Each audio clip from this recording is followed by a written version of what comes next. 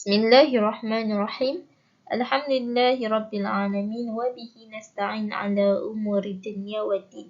Asyhadu an la ilaha illallah wa asyhadu anna Muhammadar Rasulullah. Assalamualaikum warahmatullahi wabarakatuh. Kami dari grup 8. Hari ini kami ingin membentangkan hasil tugasan yang telah diamanahkan kepada kami semua sepanjang tempoh PKP inilah.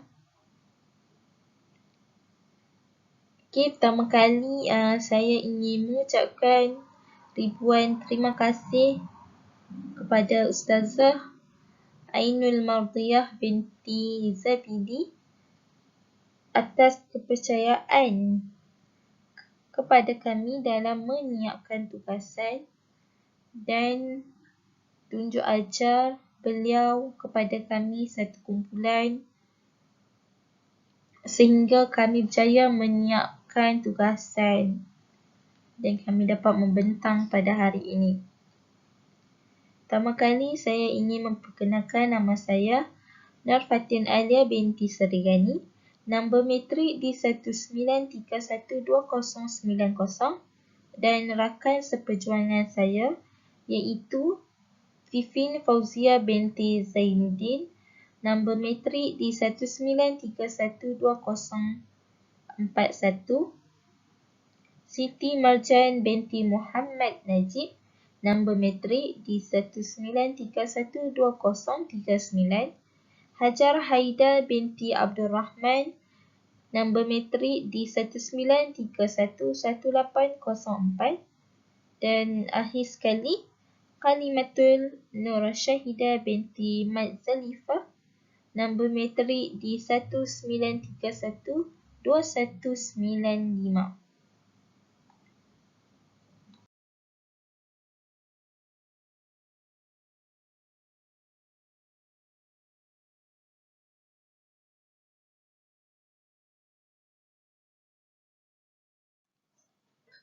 Okey, slide yang pertama iaitu pengertian umrah. Mungkin grup haji ada sentuh juga tentang pengertian umrah sebab umrah dengan haji ni dia tak lari mana pun, dia ada persamaan. Tapi tak apalah, saya ulang balik. Okey, umrah dari segi bahasa ziarah atau berkunjung ke tempat kediaman. Dari segi syarak, mengunjungi Kaabah di luar musim haji untuk melakukan ibadah tertentu dengan syarat-syarat yang khusus. Perbezaan antara haji dan umrah dari segi masa, ibadah haji dilakukan dalam bulan-bulan tertentu sahaja. Tidak diharuskan untuk dilakukan dalam bulan-bulan yang lain, iaitu Syawal, Zulkaidah dan 10 hari pertama bulan Zulhijjah. Ibadah umrah pula boleh dilakukan pada bila-bila masa sepanjang tahun. Kat sini kiranya ibadah haji ni dia ada waktu-waktu yang tertentu saja. Kalau macam umrah, dia bila-bila masa, dia terbuka lah. Kalau kita rasa terdetik nak pergi time tu, boleh pergi. Haji ni dia ada waktu-waktu tertentu, bulan-bulan tertentu saja dia boleh pergi. Okey, dari segi hukum, ibadah haji mengandungi wukuf di Arafah, bermalam di Muzdalifah dan di Mina serta melontar beberapa jamrah di Mina. Sementara ibadah umrah tifak berkaitan dengan perkara-perkara tersebut. Ianya cuma ada niat, tawaf dan bersyukur atau bergunting. Ulama telah bersepakat menyekat bahawa hukum haji adalah wajib. Sebaliknya, mereka tidak bersepakat dalam hukum umrah. Untuk slide yang seterusnya, hukum dan dalil umrah. Berdasarkan pendapat yang jelas daripada Imam Al-Syafi'i, umrah adalah fardu sebagaimana haji. Ini berdasarkan Al-Quran dan Al-Sunnah. Yang pertama, Al-Quran. Firman Allah Subhanahu wa ta'ala, A'udzu billahi minasyaitonir rajim. Bismillahirrahmanirrahim. Wa atimmul hajja wal umrata lillah. Maksudnya, dan sempurnakanlah ibadat haji dan umrah kerana Allah. Surah Al-Baqarah ayat 196. Ayat ni dia nak cerita kat kita bahawa sekiranya kita nak pergi menunaikan haji ataupun umrah, kita kena pasang niat kita betul-betul kerana lillahi ta'ala. Bukannya kerana niat di sebaliknya. Wallahu a'lam lah. Okey, yang kedua, Al-Sunnah. Hal ini berdasarkan hadis daripada Aisyah radhiyallahu anhu. Katanya, wahai Rasulullah, adakah jihad bagi kaum wanita? Baginda bersabda, Na'am, jihadun la qitala fi al-hajj wal umrah. Maksudnya, ya, jihad tanpa peperangan, iaitu haji dan umrah. Riwayat Ibnu Majah 3013. Okey, dekat sini pula Rasulullah bersabda bahawa dia nak kata selain jihad kita kepada berperang, apabila kita menunaikan haji dan umrah juga dikira sebagai jihad.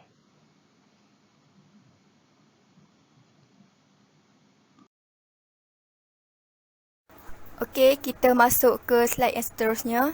Okey, ini persoalan. Berapa kalikah wajib mengerjakan haji dan umrah bagi mereka yang mampu melakukannya? Para ulama bersepakat mengatakan bahawa haji dan umrah wajib dilakukan oleh mereka yang mampu hanya sekali seumur hidup, kecuali jika bernazar, ia wajib ditunaikan dengan segera. Okey, maksudnya kita wajib menunaikan haji. Kalau macam orang yang tak mampu, kita mengatakan hanya sekali je seumur hidup. Okey. Ini berdasarkan hadis. Maksudnya, wahai manusia, telah difardukan atas kamu ibadah haji, maka hendaklah kamu lakukannya. Lalu seorang lelaki bertanya, apakah pada setiap tahun, wahai Rasulullah? Baginda terus diam sehingga pemuda tersebut mengulanginya sebanyak 3 kali. Kemudian baginda bersabda, biarkanlah aku selagi aku membiarkanmu. Jika aku bertanya ya, berarti aku mewajibkannya, dan sedangkan kamu tidak mampu melakukannya. Sesungguhnya binasa amat terdahulu sebelum kamu Allah disebabkan banyaknya pertanyaan dan menyalahi Nabi mereka. Justru itu, apabila aku memerintahkan sesuatu, lakukanlah sedaya upaya kamu, dan apabila aku melarangnya, hendaklah kamu jauhi. Seterusnya, daripada Jabir bin Surakah yang bertanya kepada Rasulullah SAW tentang ibadah umrah. Katanya, maksudnya, wahai Rasulullah, adakah ia dilakukan pada tahun ini sahaja ataupun selamanya? Baginda pun memancarkan jari kedua-dua belah tangannya sambil bersabda sebanyak 2 kali. Ibadah umrah termasuk dalam ibadah haji dan selama-lamanya.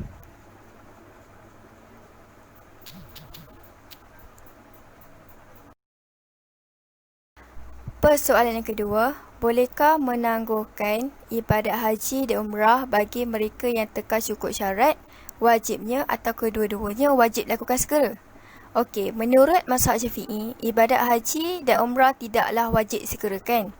Yang kedua, boleh ditangguhkan pada bila-bila masa dengan syarat. Yang ketiga, ada keazaman untuk melakukannya kerana umur seseorang merupakan masa bagi mengerjakan ibadat tersebut. Hal ini tidaklah menafikan bahawa kedua-duanya sunat disegerakan setelah cukup syarat, wajib, sebagai tanda segera, mentaatinya dan menyelesaikannya tanggungjawab tersebut kepadanya. Firman Allah Subhanahu Wa Taala, kita terus kepada maksudnya. Oleh itu, berlumba-lumbalah kamu membuat kebaikan, iaitu kebaikan dan beramal soleh. Kepada Allah jualah tempat kembali kamu semuanya. Maka ia akan memberitahu kamu apa yang kamu berselisihan padanya. Surah Al-Maddah.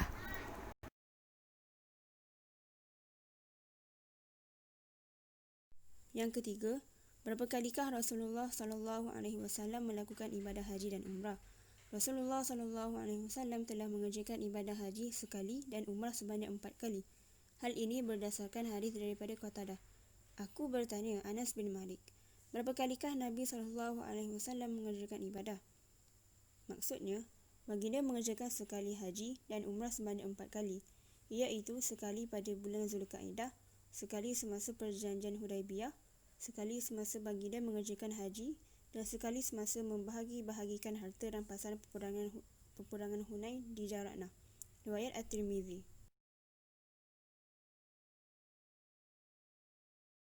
Menurut Imam Nawawi rahimahullah ketika menghuraikan riwayat Muslim. Yang pertama, bahawa satu daripada umrah tersebut ialah pada bulan Zulkaidah semasa perjanjian Hudaibiyah tahun ke-6 Hijrah, ketika baginda dan para sahabat disekat. Yang kedua, mereka bertahalul di situ dan dikira sebagai satu umrah. Yang ketiga, umrah kedua dilakukan pada bulan Zulkaidah tahun ke-7 Hijrah semasa melakukan umrah qadha. Yang keempat, umrah ketiga dilakukan pada bulan Zulkaidah tahun ke-8 Hijrah semasa menakluki Mekah. Yang kelima, umrah keempat semasa baginda mengerjakan haji. Okey, seterusnya kita pergi ke amalan-amalan umrah. So kat sini ada beberapa amalan-amalan umrah yang boleh kita buat time berumrah nanti. Yang pertama, ihram umrah adalah sebagaimana ihram haji. Begitu juga mikotnya telah disebutkan dahulu. So kat sini, macam mana kita buat ihram haji, macam itulah kita buat ihram umrah. Dia umrah ni dia tak banyak beza pun dengan ihram haji. So dia sama je, cuma ada kelainan dia sedikit. Yang kedua, melakukan tawaf umrah sebaik-baiknya sampai di Mekah tanpa melakukan tawaf kudum. So, memang kita sampai kita, biasanya kalau haji, kalau kita sampai kat Mekah, kita buat tawaf kudum. Tawaf kudum tu kan tawaf selamat datang. Tapi bila umrah, kita tak perlu buat. Kita terus buat tawaf umrah. Sampai je dekat Mekah, kita digalakkan kita buat tawaf umrah. Tak perlu kita buat tawaf kudum. Tawaf kudum tu time kita berhaji. Yang ketiga pula, sa'i di antara Bukit Safa dan Marwah. Dan yang terakhir, bercukur atau bergunting. Itu basic lah. Benda tu basic lah. Sama je macam haji. Haji pun, amalan dia pun sa'i. Lepas tu bercukur atau bergunting, dia sama. So, dengan berbuat demikian, orang yang mengerjakan umrah telah selesai daripada amalan tersebut dan terlepas daripada segala perkara yang berkaitan dengannya.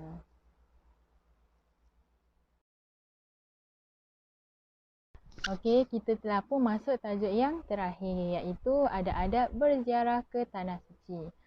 Yang pertama, selalulah berselawat sepanjang masa perjalanan dan semasa berada di sana. So, kita digalakkanlah untuk berselawat. Dan kita juga dikehendakkan selalulah mengingati akan kemuliaan bumi Madinah. Sekaligus kita dapat juga pahala selawat. Kita dapat juga pahala kita ingat akan kemuliaan bumi Madinah. So, sampai je dekat sana, sebelum tu, kita kena uruskan dahulu keselamatan barang yang dibawa dan kesempurnaan tempat tinggal. So, kita kena tengok dulu apa barang yang perlu kita bawa. Contoh macam beg kan. Beg kita tinggalkan, tapi macam telefon ke apa ke, kita bawa. Dan juga kesempurnaan tempat tinggal. Mana tahu tiba-tiba ada yang tak cukup ke, ada yang kotor ke apa ke. Tapi insya-Allah biasanya okey je. Yang kedua pula, mandi dan bersihkan diri sebelum pergi ke masjid. Pakailah bau-bauan pada pakaian yang bersih. So, kalau kita nak pergi masjid biasa pun, kita kena bersih-bersih. Kita kena pakai baju yang baik-baik. Ni apatah lagi kita pergi ke Masjid Nabawi. Masjid yang sangat mulia. Yang hanya orang yang tertentu ataupun orang yang bertuah sajalah yang boleh datang kat sana. Tapi insya-Allah kita doa banyak, insya-Allah kita bolehlah pergi ke sana. So kita dikendakkan pakai bau yang bersih.